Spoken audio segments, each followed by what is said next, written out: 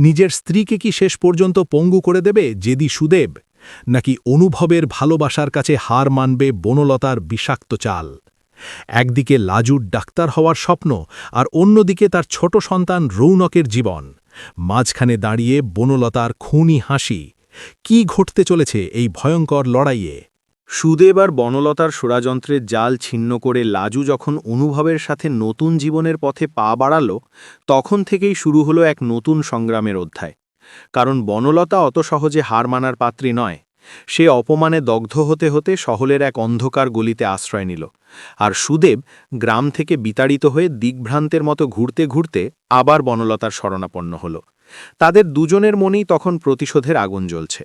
অন্যদিকে লাজু তখন gold medal পাওয়ার পর ইন্টার্নশিপ শুরু করেছে বড় এক সরকারি হাসপাতালে। অনুভব সারাক্ষণ ছায়ার মতো আগলে রাখছে তাকে।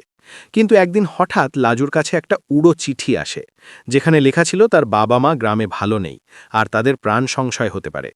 লাজু ঘাবড়ে গিয়ে অনুভবকে না জানিয়েই একাই গ্রামের উদ্দেশ্যে রওনা দেয়, যেটা ছিল বনলতার পাতা এক মস্ত বড় ফাঁদ। মাঝপথে সুদেব তার দলবল নিয়ে লাজুর গাড়ি আটকে দেয় আর তাকে তুলে নিয়ে যায় এক পরিত্যক্ত গুদামে। সেখানে বনলতা আগে থেকেই উপস্থিত ছিল। সে লাজুকে দেখে বিদ্রূপের হাসি হেসে বলে, কিরে ডাক্তারনি, ভেবেছিলি খুব সুখে থাকবি অনুভবের সাথে? আজ তোর সব দম্ভ আমি চূর্ণ করব। বনলতা সুদেবকে উস্কানি দেয় লাজুকে শেষ করে দেওয়ার জন্যে। কিন্তু সুদেবের মনে তখনও লাজুর প্রতি এক বিকৃত অধিকার বোধ কাজ করছিল। সে লাজুকে মারতে না চেয়ে তাকে বন্দি করে রাখতে চায়, যাতে অনুভব তাকে খুঁজে না পায়। এদিকে অনুভব অফিস থেকে ফিরে লাজুকে না পেয়ে পাগল প্রায় হয়ে ওঠে। সে লাজুর ফোন ট্র্যাক করার চেষ্টা করে, কিন্তু ফোন বন্ধ পায়। শেষমেশ সে লাজুর বাবার সাথে যোগাযোগ করে জানতে পারে গ্রামে সব ঠিক আছে। তখনই অনুভব বুঝতে পারে লাজু কোনো বিপদে পড়েছে। সে তার পুলিশ বন্ধুদের সহায়তায় শহরের প্রতিটি সিসিটিভি ফুটেজ খুঁটিয়ে দেখতে শুরু করে, আর এক জায়গায় সুদেবের গাড়িটা শনাক্ত করে। অনুভব কাল বিলম্ব না করে সেই গুদামের দিকে রওনা দেয়। সেখানে তখন বনলতা লাজুকে জোর করে এক বিষাক্ত ইঞ্জেকশন দেওয়ার চেষ্টা করছিল, যাতে লাজুর স্মৃতিশক্তি নষ্ট হয়ে যায় আর সে ডাক্তার হিসেবে কাজ করতে না পারে। ঠিক সেই মুহূর্তে অনুভব সেখানে ঝড়ের বেগে প্রবেশ করে। সুদেবের লোকজনের সাথে অনুভবের তুমুল লড়াই শুরু হয়। অনুভব একা হাতে সবাইকে পরাস্ত করে লাজুর কাছে পৌঁছে যায়। বনলতা তখন লাজুর গলায় ছুরি ধরে হুমকি দেয় যে অনুভব এক পা এগোলেই সে লাজুকে মেরে ফেলবে। অনুভব তখন শান্ত মাথায় বনলতাকে কথার জালে জড়াতে শুরু করে। সে বলে, বনলতা দিদি, আপনি তো পড়াশোনা জানা মানুষ, আপনি কেন নিজের জীবনটা এভাবে নষ্ট করছেন? পুলিশ চারপাশ ঘিরে ফেলেছে, এখন আত্মসমর্পণ করলে হয়তো শাস্তির মেয়াদ কম হবে। বনলতা যখন কিছুটা বিভ্রান্ত, অনুভব সেই সুযোগে লাজুকে টেনে সরিয়ে নেয় আর সুদেবকে পুলিশ জাপটে ধরে। বনলতা পালাতে গিয়ে সিঁড়ি থেকে পড়ে গুরুতর আহত হয়, আর তার স্থান হয় শ্রীঘরে। সুদেবকেও যাবজ্জীবন কারাদণ্ড দেওয়া হয়। লাজু মানসিকভাবে কিছুটা ভেঙে পড়লেও অনুভবের ভালোবাসায় সে দ্রুত সুস্থ হয়ে ওঠে। কয়েক মাস পর তাদের চার হাত এক হয়, আর লাজু তার স্বপ্ন পূরণ করে গ্রামের মানুষের জন্য এক বিশাল দাতব্য হাসপাতাল গড়ে তোলে, যেখানে বনলতা বা সুদেবের মতো সংকীর্ণ মানসিকতার কোনো জায়গা নেই। অনুভব আর লাজু আজ শুধু স্বামী স্ত্রী নয়, তারা একে অপরের অনুপ্রেরণা হয়ে সমাজের বুকে মাথা উঁচু করে দাঁড়িয়ে আছে। আর এভাবেই এক অন্ধকার অধ্যায়ের সমাপ্তি ঘটে আলোর জয় দিয়ে। লাজু এখন শুধু ডাক্তার নয়, সে এক অপরাজেয় নারী হিসেবে প্রতিষ্ঠিত হয়েছে, যা দেখে বাড়ির সবাই গর্বিত। লাজু আর অনুভবের বিয়ের পর কেটে গেছে বেশ কয়েকটা বছর। তাদের সাজানো সংসারে এখন এক ছোট্ট অতিথি এসেছে, যার নাম রাখা হয়েছে রৌনক। সে যেন এই বাড়ির প্রাণ ভোমরা। ঠাম্মি আর জেঠুমনির বয়স বাড়লেও রৌনকের চঞ্চলতায় তারা যেন আবার ফিরে পেয়েছেন তাদের হারানো যৌবন। লাজু এখন শহরের নামকরা ডাক্তার হিসেবে নিজেকে প্রতিষ্ঠিত করেছে, আর অনুভব তার ব্যবসার পাশাপাশি লাজুর সেই গ্রামের দাতব্য হাসপাতালের দেখভাল করে।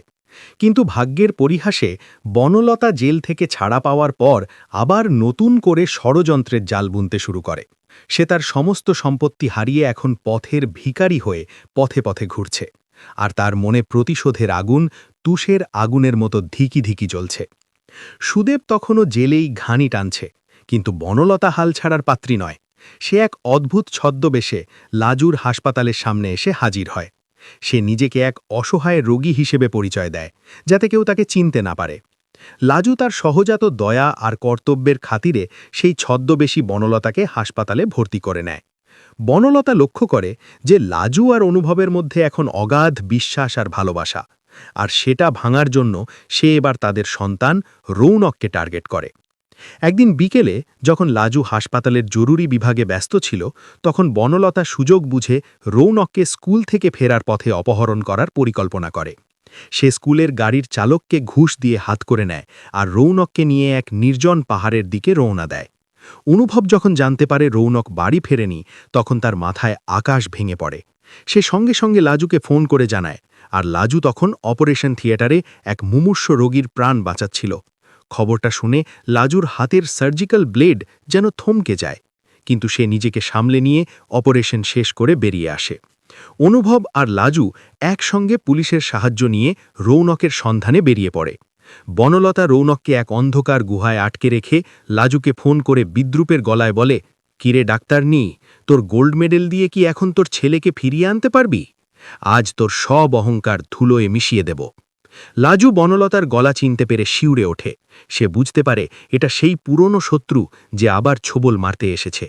অনুভব তখন সিসিটিভি ফুটেজ আর মোবাইল টাওয়ার লোকেশন ট্র্যাক করে সেই পাহাড়ের হদিশ পায় যেখানে বনলতা লুকিয়ে আছে। পুলিশ ফোর্স নিয়ে তারা যখন সেখানে পৌঁছায়, তখন বনলতা রৌনকের গলায় ছুরি ধরে দাঁড়িয়েছিল। সে দাবি করে যে তাকে প্রচুর টাকা দিতে হবে আর লাজুকে প্রকাশ্যে ক্ষমা চাইতে হবে, না হলে সে রৌনককে খাদের ধারে ফেলে দেবে। লাজু তখন হাউ হাউ করে কাঁদতে কাঁদতে বনলতার পায়ে লুটিয়ে পড়ে, বলে, দিদি, তুমি আমাকে যা খুশি শাস্তি দাও, কিন্তু আমার নিষ্পাপ ছেলেকে ছেড়ে দাও। অনুভব তখন শান্ত মাথায় বনলতাকে কথার জালে জড়িয়ে তার মনোযোগ অন্যদিকে ঘুরিয়ে দেয়। সেই ফাঁকে এক পুলিশ অফিসার পেছন থেকে গিয়ে বনলতাকে জাপটে ধরে। রৌনক দৌড়ে এসে তার মায়ের কোলে ঝাঁপিয়ে পড়ে। বনলতা তখন উন্মাদের মতো হাসতে হাসতে খাদের দিকে দৌড় দেয় আর নিচে পড়ে গিয়ে চিরতরে নিশ্চিহ্ন হয়ে যায়। সুদেব জেলেই এক কয়েদির সাথে মারামারি করে গুরুতর জখম হয়ে পঙ্গু হয়ে যায়। এভাবেই পাপের ঘড়া পূর্ণ হওয়ায় খলনায়কদের বিনাশ ঘটে। লাজু আর অনুভব রৌনককে নিয়ে আবার তাদের ঘরে ফিরে আসে। গ্রামের সেই দাতব্য হাসপাতাল এখন এক বিশাল মেডিকেল কলেজে রূপান্তরিত হয়েছে, যেখানে লাজু গরিব মেধাবী ছাত্রছাত্রীদের বিনামূল্যে ডাক্তার হওয়ার সুযোগ গড়ে দেয়। অনুভবের ভালোবাসা আর লাজুর জেদ আজ এক নতুন ইতিহাস তৈরি করেছে, যেখানে ষড়যন্ত্রের কোনো স্থান নেই, আছে শুধু সেবার আনন্দ আর গভীর মমতা। লাজু এখন শুধু ডাক্তার নয়, সে এক আদর্শ মা আর এক লড়াকু নারী হিসেবে সমাজের কাছে অনুপ্রেরণা হয়ে দাঁড়িয়েছে। তাদের জীবন এখন শান্ত আর মেঘমুক্ত আকাশের মতো নির্মল।